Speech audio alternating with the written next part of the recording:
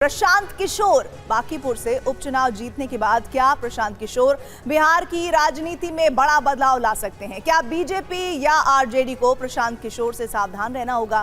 पीके के लिए ये जीत बेहद अहम है। उतनी ही अहमियत इस बात की है कि अब आगे प्रशांत किशोर क्या करेंगे। समझने के लिए आज का स्पेशल शो न्यूज मेकर देखिए। ज्यादातर एक खिलाड़ी कई साल खेलता है, उसके बाद खेल से संन्यास लेता है और फिर कोचिंग करने लगता है।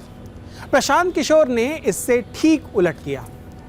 राजनीति में उन्होंने शुरुआत की नेताओं और पार्टियों को कोचिंग देकर, फिर उस कोचिंग से संन्यास लिया और अब खेल के मैदान में उतरे हैं। पीके बाय इलेक्शन जीत गए, तो क्या उन्होंने राजनीति को डीकोड कर लिया या सिर्फ एक अच्छा मौका था? क्या है पीके का प्लान, जानने की कोशिश करते हैं।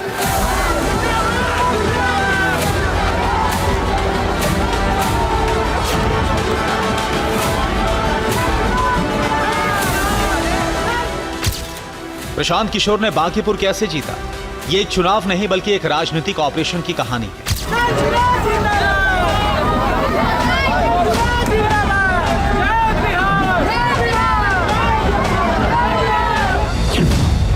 पटना की सड़कें,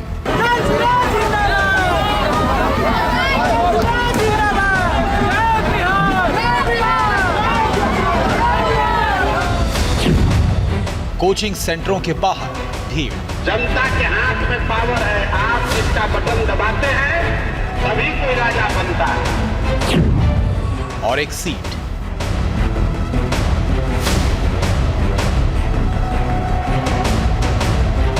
जिसे 3 दशक तक बीजेपी का किला माना गया। एक उपचुनाव में यही किला गिर गया।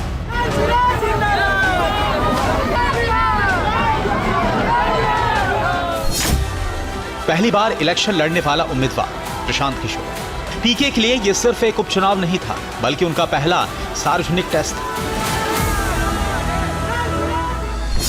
जिसने कई साल तक दूसरों को चुनाव लड़ाया, जिताया। वो पहली बार अपने लिए वोट मांग रहा था।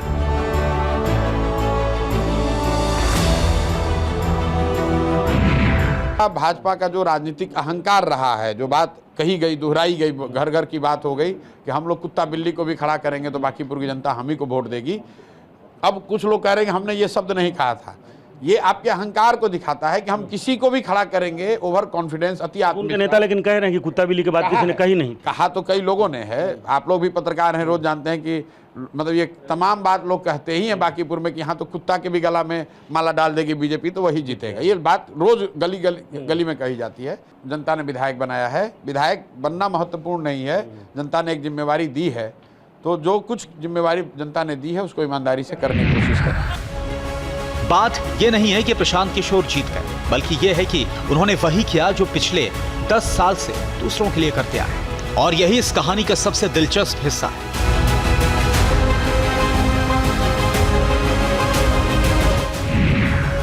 बांकीपुर की असली तस्वीर। बांकीपुर पटना का शहरी, शिक्षित, राजनीतिक रूप से जागरूक इलाका। यह कोई साधारण विधानसभा सीट नहीं है। ये वो सीट है जहां जाति का असर है। बीजेपी के राष्ट्रीय अध्यक्ष नितिन नवीन 2010 से ही यहां के हैं। इसका प्रमाण है कि प्रधानमंत्री मोदी से लेकर के मुख्यमंत्री नीतीश कुमार तक के चुनावी रणनीतिकार रहे और दोनों दफा उन्होंने दिखाया, या अन्य जगहों पे भी कहें, जिन राजनीतिक पार्टियों के साथ रहे तो एवरेज उन पार्टियों को जीत हासिल हुई और सत्ता में उनकी वापसी हुई।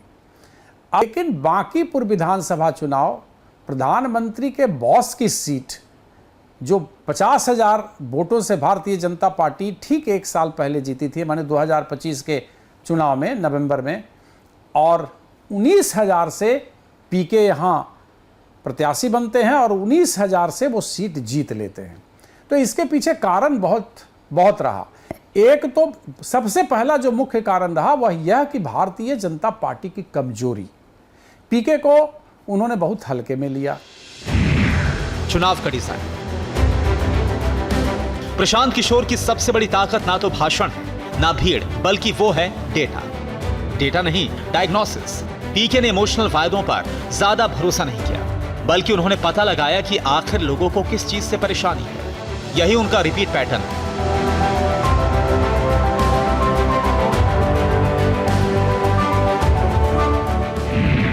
2014 में मोदी अभियान, 2015 में बिहार, 2017 में पंजाब, 2021 में बंगाल, 2026 में बाकी। हर जगह एक ही फॉर्मूला, पहले समाज को पढ़ो, फिर संदेश बनाओ, फिर संगठन खड़ा करो, फिर हर बूथ पर उस संदेश को पहुंचाओ। हमेशा चुनाव को डिजाइन करते हैं, आप चाहे 0 सीटें जीते या आप 240 या 243 सीटें जीते, आप चुनाव को हमेशा डिजाइन करते हैं कि भाई कौन से वार्ड में कौन सी जाति के लोग रहते हैं, कौन सी जाति का प्रभुत्व है, कौन से लोकल नेता इन्फ्लुएंस है जिनका प्रभुत्व है, कौन सा लोकल गुंडा है जो आपको नहीं चाहिए चुनाव में, वो सारा हमेशा प्लान करते हैं। एक एंटी इनकम्बेंसी से जो प्रभावित एक वर्ग है वो अपनी पुरानी लॉयल्टी तोड़ने को तैयार था। तो एक तरीके से मैं कहूंगा कि बांकीपुर में भी वो एक 30 साल की लॉयल्टी टूटी है, जो हमारे लोकतंत्र में अप्रत्याशित नहीं है, वो होता है। सबसे बड़ा दाव, नैरेटिव बदलना। बीजेपी बांकीपुर में राष्ट्रवाद, संगठन और अपने पारंपरिक वोट बैंक के साथ, लेकिन प्रशांत किशोर ने चुनाव को उस मैदान में लड़ा ही नहीं। उन्होंने मुद्दा बदल दिया। शिक्षा, परीक्षा, पेपर लीक, बेरोजगारी, युवा। पीके ने चुनाव को भविष्य और व्यवस्था की लड़ाई बना दिया।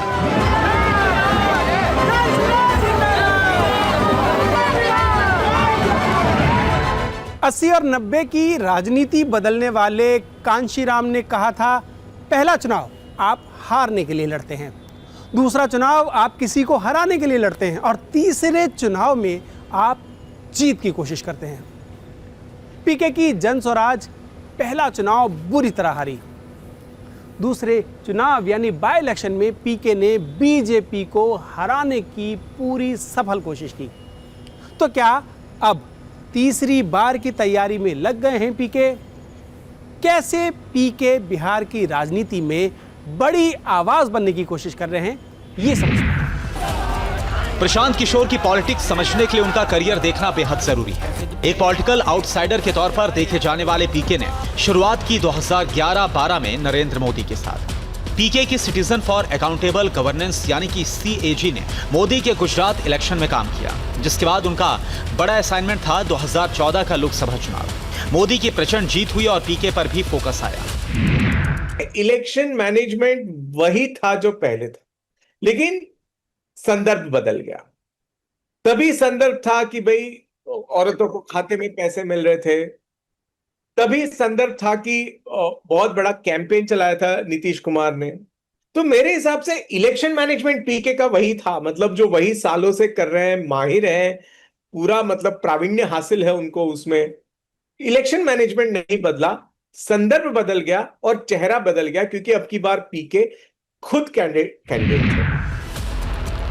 2015 में प्रशांत किशोर ने एक बड़ी चुनावी इंजीनियरिंग की।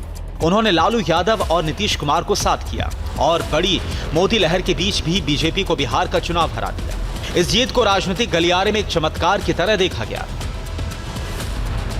पीके जनता दल यूनाइटेड में उपाध्यक्ष के तौर पर शामिल भी हो गए। इशारा साफ था कि वो उन्हें पर्दे के पीछे ज्यादा नहीं रहना। 2016 में पीके ने यूपी और पंजाब में कांग्रेस की मदद की। पंजाब में कांग्रेस 10 साल बाद सत्ता में लौटी, लेकिन यूपी में उनका अखिलेश और राहुल को साथ लाने का फॉर्मूला फेल हो गया।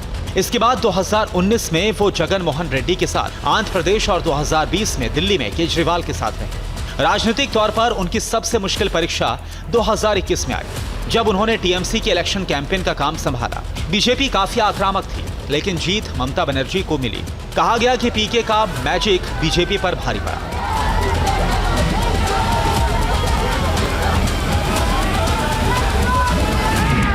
तो उन्होंने हर बूथ पर महिलाओं की एक टीम बनाई, जो यह महिलाओं के बीच जाकर के कहने में सफल हुई कि बीजेपी ने अभी तक उनकी उपेक्षा की है, नंबर 1। दूसरी बात कि महिलाओं को जो आधी आबादी है, उस आबादी के लिए प्रशांत किशोर ने एक अभियान चलाया और उस अभियान में सबसे बड़ी बात ये कही कि जो बिहार में पलायन की स्थिति है, जो बिहार में बेरोजगारी की स्थिति है, वो इसलिए है कि यहाँ के जनप्रतिनिधि जो हैं वो सही तरीके से काम नहीं कर रहे हैं। और एक महिलाओं की एक ऐसी टीम प्रशांत किशोर ने बनाई जो हर बूथ पर जाकर के आधी आबादी से संपर्क किया, यानी कि महिलाओं से संपर्क किया, और ख़ास करके जो छात्र थी, लड़कियां जो थी, उनको प्रभावित करने की कोशिश की गई और उनको यह बताया गया कि अगर प्रशांत किशोर यह चुनाव जीतते हैं तो इससे सरकार पर दबाव बनेगा और आने वाले दिनों में कह सकते हैं कि यह सरकार छात्रों के पलायन, उनके रोजगार और ख़ास करके जो परीक्षा व्यवस्था में गड़बड़ी है उस पर भी रोक लगाने का प्रयास करेगी।